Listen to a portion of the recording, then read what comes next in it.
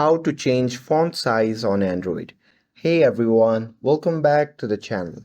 In today's video, I'll show you how to change the font size on your Android device. So now without further ado, let's get started. So first thing first, tap on the settings app to open it. And here, once you are inside the settings, simply scroll down and tap on display.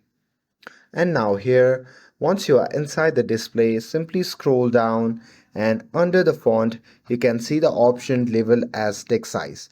So simply tap on it. And here you would see a slider at the bottom. Here you can just drag it left or right to decrease or increase the font size. So here I'm going to simply increase the text size, and once you're done with that, simply go back and that's it. Now you have successfully changed the font size on Android. With this, if you found this video helpful, then don't forget to like, share and subscribe to get updated for more videos. Thanks for watching and I'll see you in the next video.